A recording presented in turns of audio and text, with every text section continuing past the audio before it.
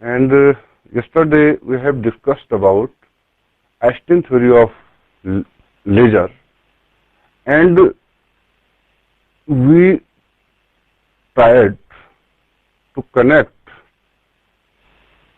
Einstein coefficient in terms of spontaneous emission, stimulated absorption and stimulated emission. Einstein showed the interaction of radiation with matter with the help of three processes called stimulated absorption, spontaneous emission and stimulated emission. He showed in 1970 that for proper description of radiation with matter, the process of stimulated emission is essential. As you know that light amplification is obtained only when all the emitted photons are coherent in nature as they travel parallel to each other, which is possible only if the emission is stimulated. Today, I would like to introduce two new terms. One is population inversion and other is metastable state.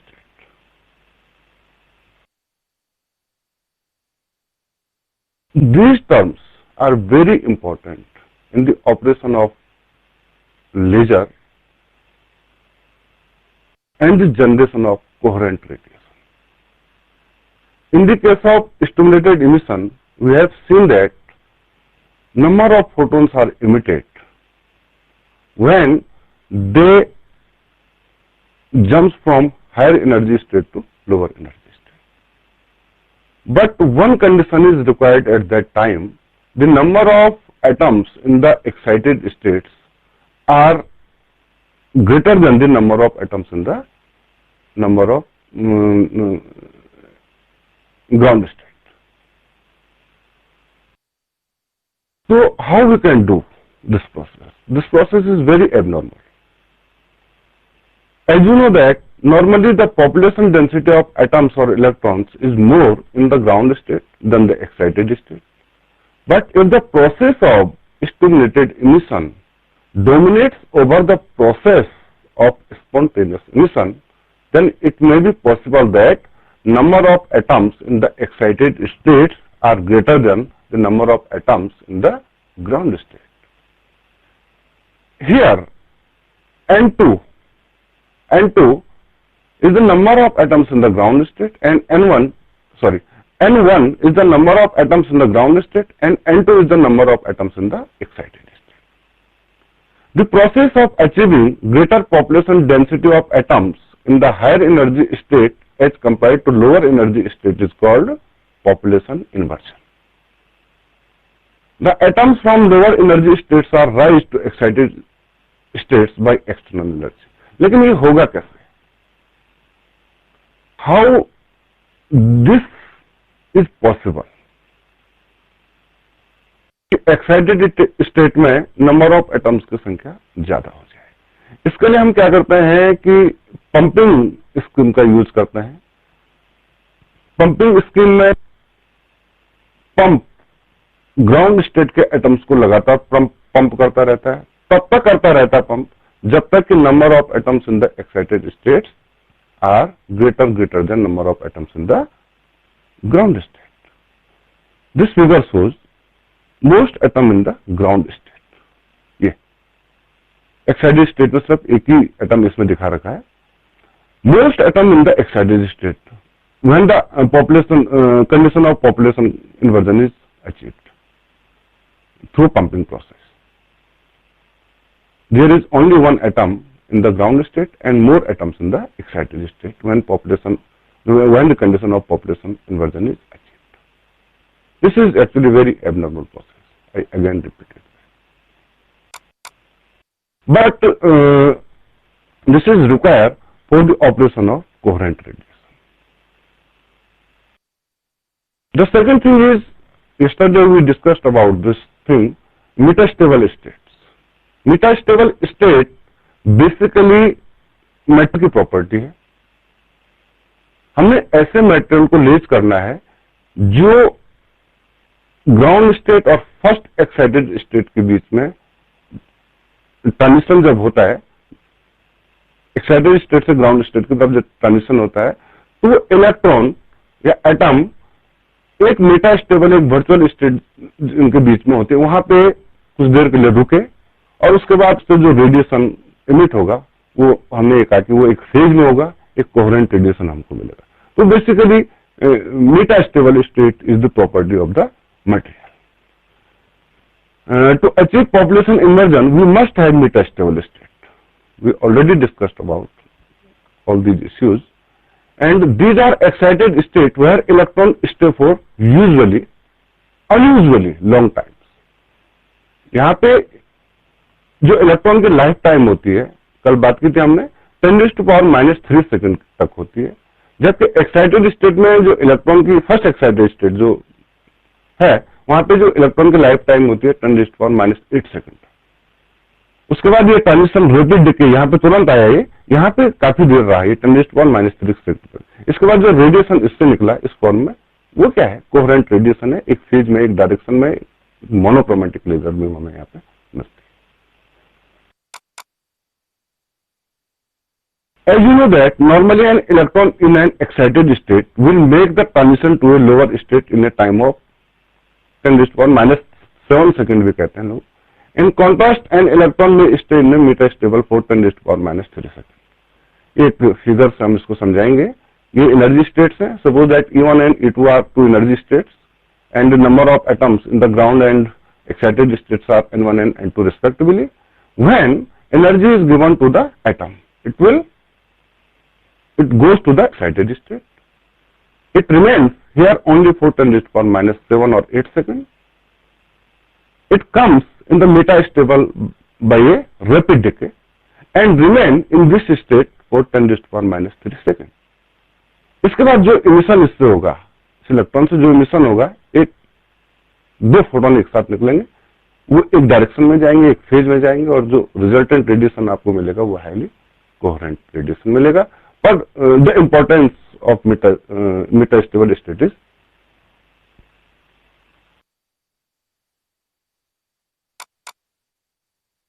pumping. How we can achieve population inversion? The phenomena of achieving population inversion, I mean the process which rise the atoms from lower energy state to higher energy state in the active medium. Active medium means material. Active medium material से मिलकर बना होता है। And these methods are optical pumping से भी हम population inversion को कर सकते हैं। A light source is used to supply luminous energy and create population inversion by optical photon. Second type की भी हम यूज कर सकते हैं पंपिंग प्रोसेस के लिए, electrical pumping, in which electrical discharge convert the gas medium into the plasma, which liberates electrons, which in turn are accelerated by the strong electric fields present in the tube. These electrons on collision with neutral gas atoms make some atoms into the excited state. This method can be used for the pumping. The third one is chemical pumping. An exothermic chemical reaction is used to produce energy, and via this energy the atom pumps more and more times and goes to the higher energy state.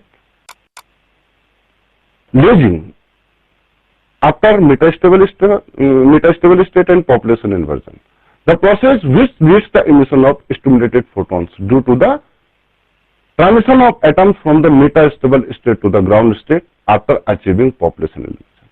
जब हमारे पास population inversion की condition भी हमको मिल गई, हमारे पास मेटेरियल की स्पेसिफिक प्रॉपर्टी है, उसकी एक मेटास्टेबल स्टेट है, बहुत सारे there are large number of atoms in the excited state. The radiation emitted by them are highly coherent if two conditions are satisfied. One is population inversion and other is metastable state, which lies between ground state and first excited state. How we can construct a laser?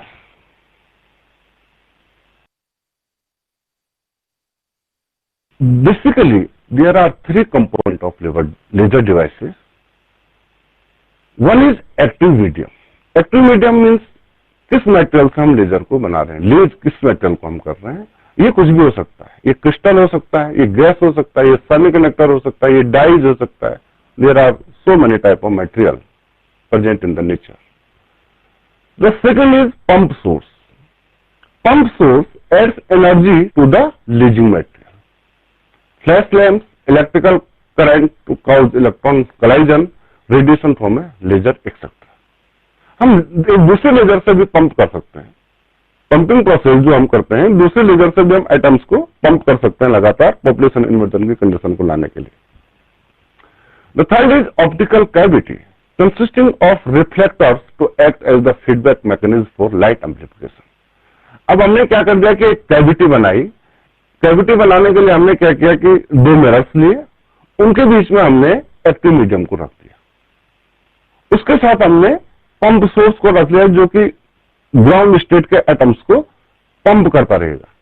तो दो mirrors के बीच में हमने cavity ली, वहां पे stimulated emission हुआ, population inversion, metastable state सारी इसमें आ गई, उसके अंदर आ गई एक्टिव मीडियम के अंदर. तब जाके जो हमें आउटपुट मिलेगा वो हाईली कोरेंट मिलेगा. अभी बात करेंगे इस पे. And an optical resonator is a system और setup which is used to obtain amplification of stimulated photons by oscillating them back and forth between system of two mirrors. It consist of two plane और concave mirrors. ये important है यहाँ पे. One of the mirror is partially reflecting having reflectivity less than 100% and other is totally reflecting having reflectivity 100%. And laser output is received from partially reflecting mirror, जिसका reflectivity 100% से कम है, उससे हम laser output लेते हैं. The space between the two mirrors is called cavity. अब इसको हम दिखाएंगे. ये सपोज दैट हमारे पास ये लेजर कंस्ट्रक्शन है हमारे पास. इसमें हमने क्या किया, एक सपोज दैट एनडी यार्ड लेजर के लिए किसी भी सब लेजर सिस्टम में यही होता है ऑप्टिकल रेजोनेटर सिस्टम. लेकिन इसके अगर हम बात करेंगे particularly, this is one mirror, this is another, this is one mirror, this is second mirror, this is active medium placed between two mirrors and the place between two mirrors, इसको कहते हैं to mirrors के बीच के place को हम कहते हैं cavity, और इस पूरे को हम कहते हैं optical resonator. This mirror is highly reflective mirror, 100% reflective mirror, and this mirror is partially reflective mirror. अब हमने यहाँ पे एक क्रिस्टल लिया, मेटेरियल एनडी याग एक मेटेरियल है, उसका हमने एक क्रिस्टल यहाँ पे लिया. हमने फ्लैश लैंप की सहायता से हमने क्या किया, एक्टिव मीडियम में एटम्स को ग्राउंड स्टेट से एक्साइटेड स्टेट में ले गए. उसके लिए हमने पंप किया, फ्लैश लैंप की सहायता से हमने पंप किया. हमको इसके अंदर पॉपुलेशन इन्वर्जन की कंडीशन मिली. Number of atoms in the excited state are greater than number of atoms in the ground state. उसके बाद एक्साइटेड स्टेट से एटम्स का डिके हुआ, वो एक मेटास्टेबल स्टेट में आई. मेटास्टेबल स्टेट से फोटॉन्स इमिटेड हुए. इमिट होने के बाद वो हमें कोरेंट सोर्स ऑफ रेडिएशन प्राप्त हुआ. लेकिन ये जो पूरी मैकेनिज्म है, दिस मैकेनिज्म हाईली सेंसिटिव. अब यहां पे होगा क्या, ये दो मिरर्स हमने यहाँ पे रखे हुए हैं, यहां से फोटोन निकले. फोटोन, इसमें बहुत सारे लॉसेज अंदर होंगे, बहुत सारे लॉसेज, क्योंकि यहाँ भी हमने ये लगा रखा है, यहाँ भी हमने एक मिरर लगा रखा है. तो फोटॉन्स निकले, लॉसेज बहुत सारे होंगे कि, लेकिन ये प्रोसेस क्योंकि बहुत तेजी से है, करोड़ों अरबों फोटोन निकल रहे हैं. यहां पे टकराया, ये लॉस हुआ, फिर यहां पे गया, ये लॉस हुआ. There are so many losses, absorption loss, scattering loss, transmission loss at the end of these two mirrors, and there are so another type of losses occurring inside the laser cavity. लेकिन process बहुत तेजी से हो रहा है, तो यहाँ से हमारे फोटॉन्स बराबर बाहर निकल रहे हैं, जो कि हाईली कोरेंट है, और जो आउटपुट हमें जो बीम मिलती है पार्शियली रिफ्लेक्टिंग मिरर के एंड पे हम इसको लेते हैं, वो हाईली कोरेंट मिलती है. तो in optical resonator two condition must be satisfied for oscillation. Oscillation means electron, जो फोटॉन्स का ऑसिलेशन इन दो मिरर्स के बीच में हो रहा है. जब फोटॉन यहां से निकला बाहर, तो उसके बाद इस पे टकराया, फिर इसके बाद यहां आया, फिर यहां से फिर तब जाके बाहर निकला. तो क्या क्या कंडीशन है, the amplifier gain must be greater than the loss in the feedback system to compensate for the energy loss in the closed positive feedback system. अच्छा, ये इंपॉर्टेंट इसमें है कि एक्टिव मीडियम इसमें फीडबैक का काम कर रहा है और ये फीडबैक नेगेटिव नहीं है, this feedback is positive. Positive feedback के कारण जो आउटपुट होगा वो हमारे पास बहुत ज्यादा आपको आउटपुट मिलेगा। तो एक्टिव मीडियम यहाँ पे एक पॉजिटिव फीडबैक की तरह काम कर रहा है। And the total phase shift in a single round trip must be A multiple of 2 pi.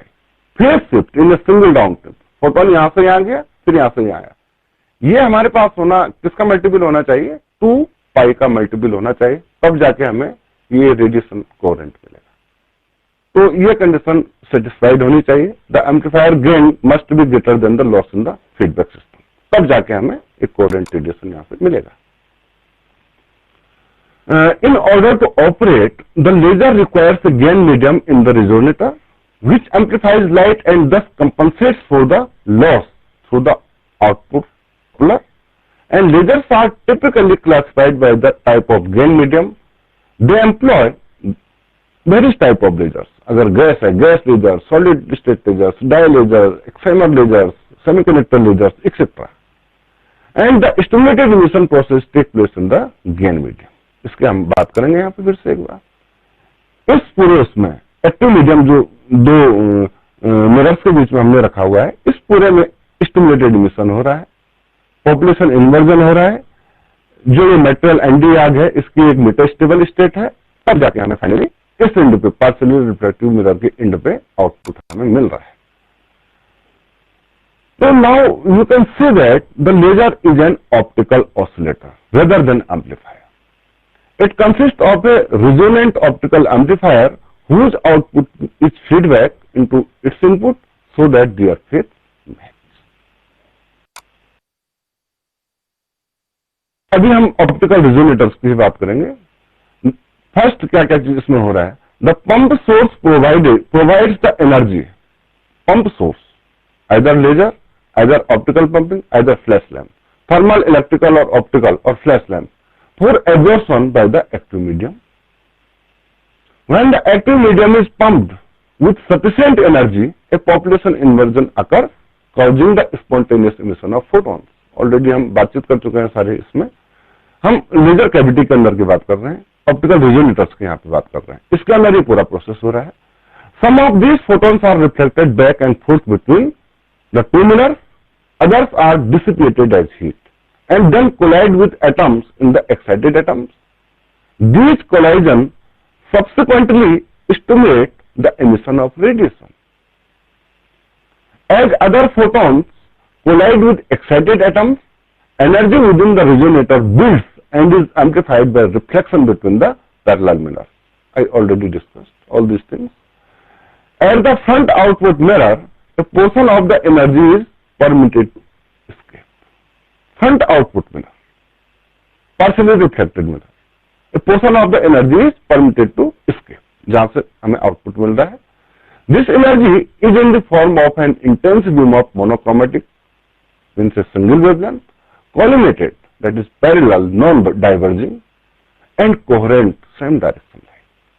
And the transmitted part forms the laser output.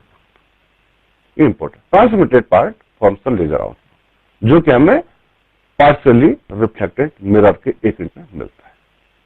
By achieving population inversion due to stimulated emission and the specific property of material, that is metastable state, and with the help of pumping process inside the laser cavity, we got highly coherent laser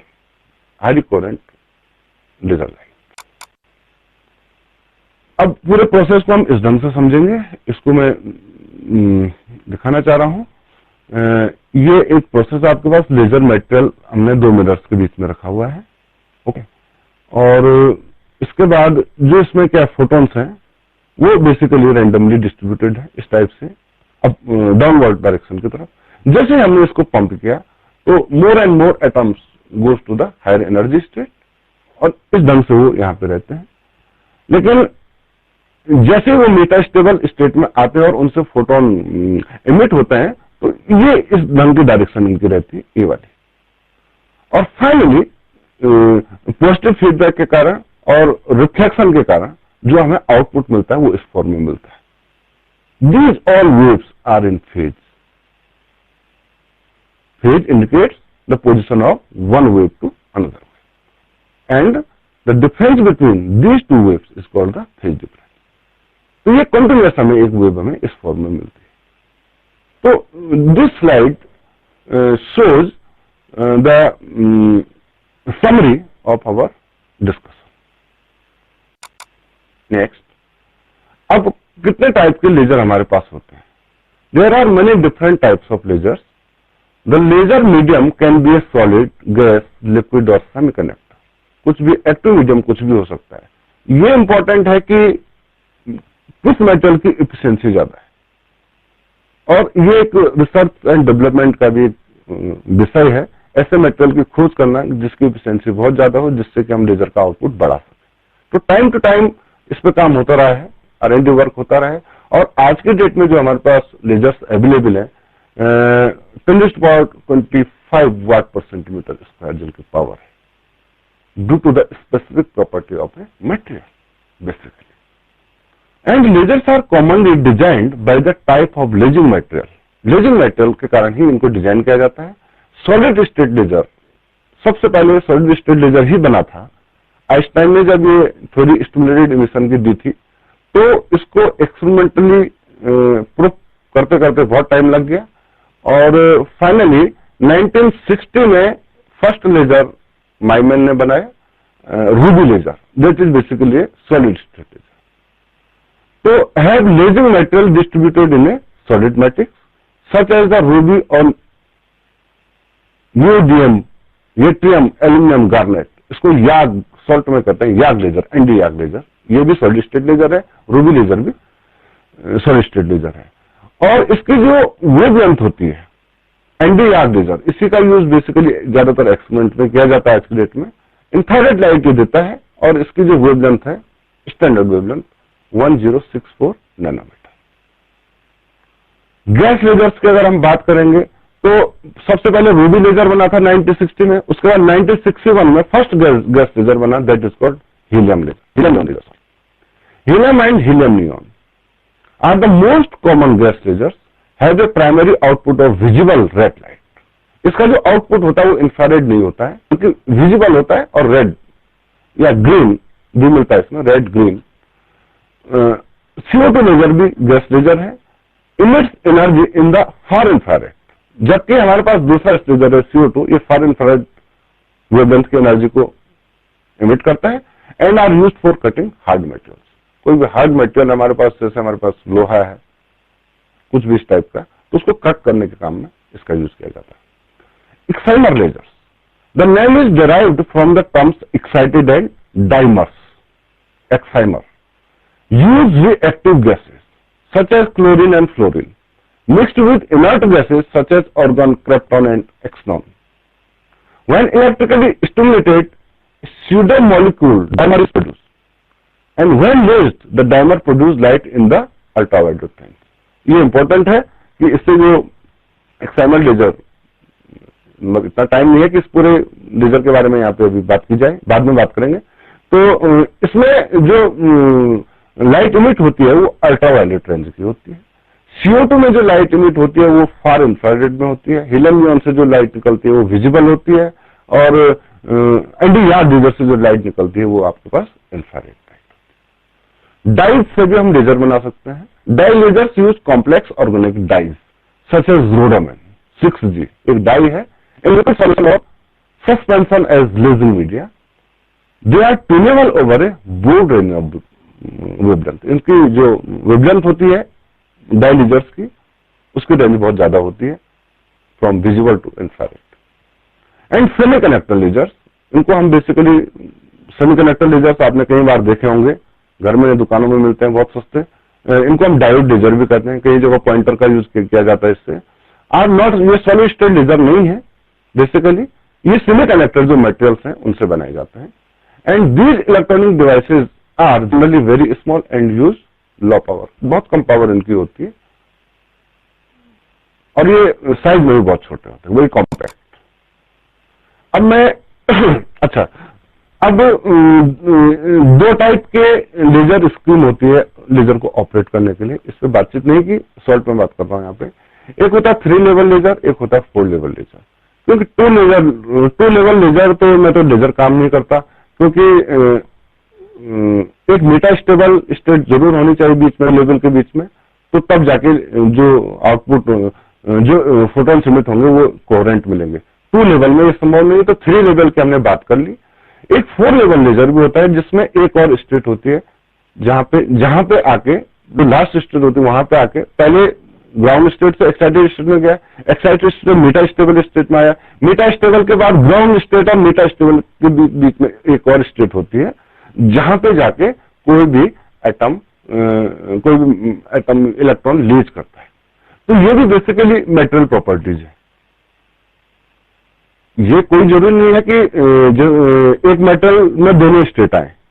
suppose that हम इसकी बात कर रहे थे, anti याग laser की बात कर रहे हैं, ये बेसिकली 3 लेवल लेजर है, सॉलिड स्टेट लेजर है, लेकिन इसमें एक ही लेवल है मेटास्टेबल लेजर। अगर हम हीलियम नियॉन लेजर की बात करेंगे तो इसमें मेटास्टेबल लेवल के अलावा भी एक और लेवल है, उस लेवल पे ही आके फोटॉन्स इमिट होंगे। ऐसा नहीं कि फर्स्ट मेटास्टेबल स्टेट से फोटॉन्स इमिट होंगे। तो ये इंपॉर्टेंट है। ये एक 4 लेवल लेजर है बेसिकली, और एली जवान ने 1961 में इसकी खोज की थी। अब अभी हम जब बात कर रहे थे तो कैसे हीलियम नियॉन लेजर होता है। हीलियम नियॉन बेसिकली दोनों गैस है, ये वही है, ये कैविटी होगी, ये कैविटी है हीलियम नियॉन लेजर के लिए। ये हमने हमारे पास 2 मिरर हमने साइड से लगा रखे हैं, ये हमने हाई वोल्टेज सोर्स ये हमने पंप करने के लिए लगा रखे हैं, एटम्स को पंप करने के लिए कि वो ग्राउंड स्टेट से एक्साइटेड स्टेट में जाए और पॉपुलेशन इन्वर्जन की कंडीशन हमें मिले वहां पे। तो ये पूरा स्कीम पंपिंग के लिए है।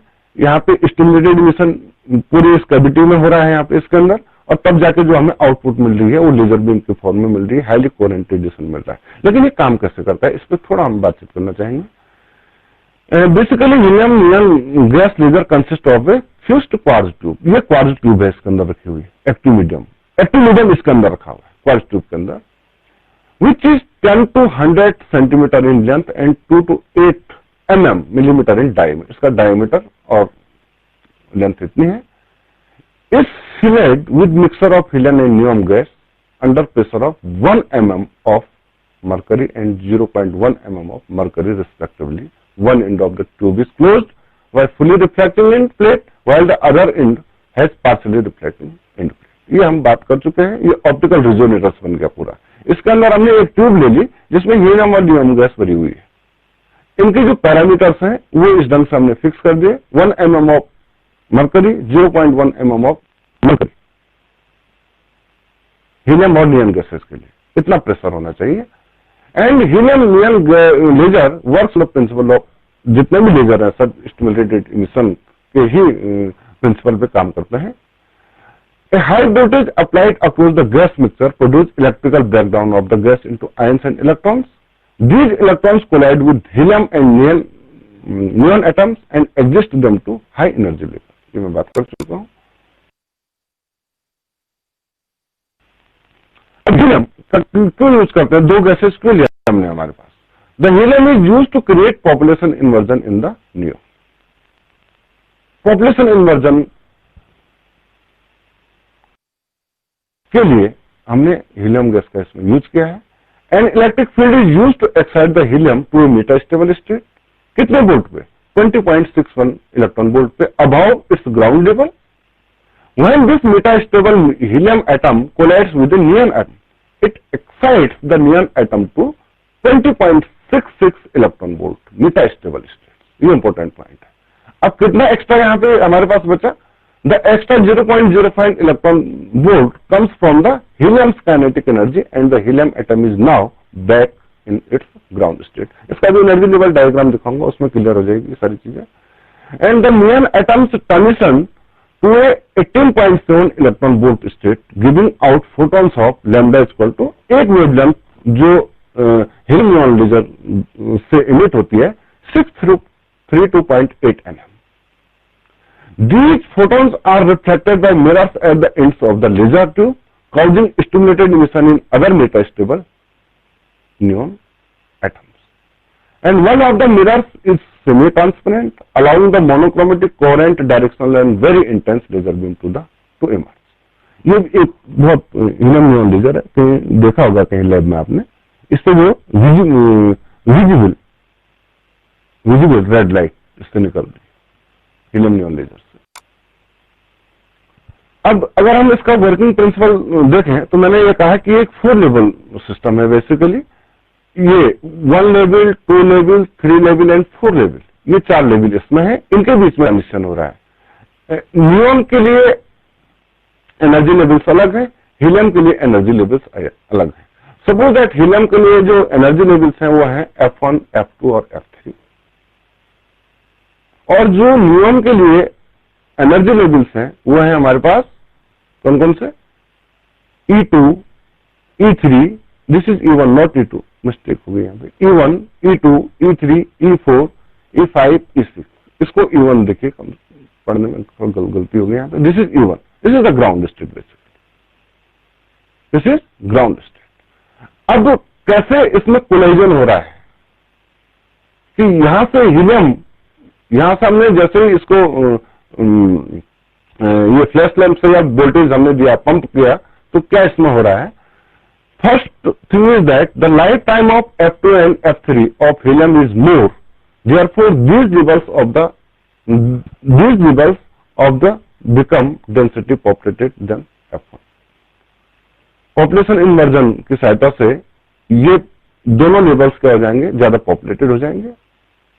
पहले यहां से सीधे क्या हो गया, यहां चले गया, फर्स्ट एक्साइटेड स्टेट में गया, उसके बाद कोलाइजन हुआ एटम्स और इलेक्ट्रॉन्स के बीच में, कोलाइजन के थ्रू इनइलास्टिक कोलाइजन इसको कहते हैं, एनर्जी ट्रांसफर हुई और तब जाके ये हीलियम में गया, सॉरी नियॉन में गया।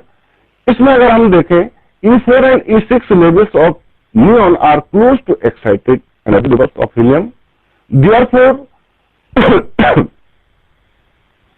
its energy to atoms of helium by inelastic, जो एनर्जी यहाँ पे इमिट होगी वो, क्योंकि ये दोनों लेवल्स बहुत नजदीक है, जो एनर्जी यहाँ होगी वो ये नियॉन वाले एनर्जी लेवल में चली जाएगी, जो फोटॉन्स यहाँ पे इमिट होंगे वो इस एनर्जी लेवल में चले जाएंगे और इसके बाद जो रेडिएशन निकलेगा वो हाईली कोहेरेंट होगा।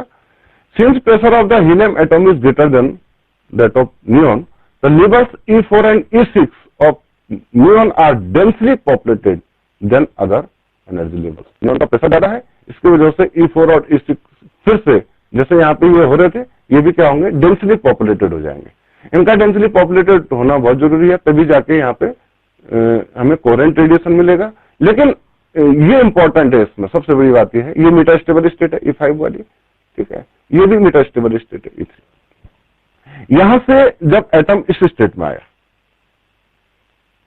तो यहां पे एक वेवलेंथ की लाइट जनरेट हुई 3.39 म्यूम, लेकिन जब एटम्स इस स्टेट से इस स्टेट में आया तो आपके पास 6328 एंगस्ट्रॉम की लाइट आपको मिली, इमिट हुई, और जब इस स्टेट से इस स्टेट में आया तो 1.15 म्यूम की लाइट आपको मिली माइक्रोमीटर की। तो ये इंपॉर्टेंट है इसमें। तो helium neon laser basically 3 wavelength को जनरेट करता है। One is this transition from E4 to E5, other is transition from E6 to E3, and last one is transition from E4 to E1। Got 3 wavelength from helium neon laser. यहाँ पे problem अगर हो रही है, यहाँ पे inelastic collision हो रहा है आयंस और इलेक्ट्रॉन्स के बीच में, जिसकी वजह से इसकी एनर्जी, हीलियम एटम्स की एनर्जी नियॉन को चली जा रही, ट्रांसफर हो जा रही है, और जितने पॉपुलेटेड ये दोनों लेवल्स थे F2 और F3, उतने ही पॉपुलेटेड हमारे पास ये दोनों लेवल्स हो जाएंगे। ये सारी एनर्जी इन दोनों लेवल्स में जा रही है। इसकी इधर जो भी रेडिएशन मिलेगा, जो भी फोटॉन इमिट होंगे वो हाईली कोहेरेंट होंगे। ये इंपॉर्टेंट है। Photons with energy hν equal to E6 to E3 stimulate the transition to level E3। During this transition radiation is emitted with wavelength 6328 angstrom. The helium neon laser and operated at any of the prominent wavelength. अब ये पहले हम बात कर चुके हैं, एक wavelength वो थी जब ये वाली वेवलेंथ, जब एटम क्या आ रहा है, इस लेवल से इस लेवल में आ रहा है, E6 से E5 आ रहा है, तो ये वेवलेंथ मिल रही है। तो रिपीट कर रहा हूं, E6 से E3 में आ रहा है तो आपके पास 6328 एंगस्ट्रॉम की लाइट आपको मिल रही है, और जब E4 से E3 में आ रहा है तो 1.515 माइक्रोमीटर की लाइट आपको मिल रही है। तो ये काफी एडवांटेज है इस लेजर का कि एक ही बार में आपको 3 वेवलेंथ की लाइट मिल रही है। The corresponding photons bounce back and forth stimulated the reflecting end faces of the tube, which cause stimulated emission during each journey. ये ऑप्टिकल रेजोनेटर्स की बात हो रही है। And those photons traveling along optical axis of cavity get reflected back and forth while others which are at certain angle will be lost. Losses optical cavity के अंदर भी होंगे, लेकिन जो ऑप्टिकल एक्सेस के साथ ट्रेवल कर रहे हैं उनसे जो रेडिएशन मिलेगा वो कोहेरेंट मिलेगा। The multiplication process result and large number of photons of same frequency direction and same phase are produced as laser output. और हीलियम एटम का क्या रोल है इसमें? Helium is used for selective pumping of upper laser level of neon. यहाँ पे दिखा रहा था selective pumping level upper level हमारे पास नियॉन के क्या है? E4, E5 और E6। यहाँ की एनर्जी थ्रू कोलाइजन इसमें ट्रांसफर हो रही है, ये भी उतने पॉपुलेटेड हो रहे हैं और अलग अलग कंडीशन में हमें अलग अलग वेवलेंथ की लाइट मिलती है। उसके बाद अगर हम इसको कंक्लूड करें तो बहुत लंबा है लेजर्स के बारे में, लेकिन शॉर्ट में बताने की मैंने कोशिश की। क्या क्या यूजेस लेजर्स के हैं? लेजर से हम डिस्टेंस को मेजर कर सकते हैं, accurate distance, long distance, earth to moon की डिस्टेंस हम लेजर से मेजर कर सकते हैं। लेजर से हम डिस्ट्रॉइंग ट्यूमर जो हमारे शरीर में आ जाता है उसको भी हम लेजर लाइट उस पर पड़ी तो उसको ऑपरेशन करने की कोई जरूरत नहीं, वो वहीं डिस्ट्रॉय हो जाता है, वो लेजर लाइट से ही संभव है। तीसरी जो एप्लीकेशन है रीटचिंग डैमेज्ड रेटिनाज हमारी आंख की जो डैमेज हो जाती है, जो सेल्स डैमेज हो जाते हैं, इनको भी हम लेजर की हेल्प से ठीक कर सकते हैं। आजकल यही टेक्नोलॉजी बेसिकली काम यूज में है। And the laser damage part of the tissue so that the resulting square welds the retina back into place. हम इससे correcting myopia in cornea operation, आंख में जो कोरोना का मायोपिया होता है इसका भी ऑपरेशन हम with the help of laser करते हैं। ऑप्टिकल फाइबर कम्युनिकेशन में लेजर का यूज है। लेजर बीम ऑप्टिकल फाइबर में इस ढंग से हमने इंसिडेंट की और जो आउटपुट मिला हमको वो इस टाइप का मिला। आजकल यही टेक्निक ऑप्टिकल फाइबर कम्युनिकेशन में जो इंफॉर्मेशन ट्रांसमिट की जाती है एक प्लेस टू दूसरे प्लेस पे फास्ट रेट से इसलिए हो पा रही है क्योंकि with the development of high power lasers. Thank you.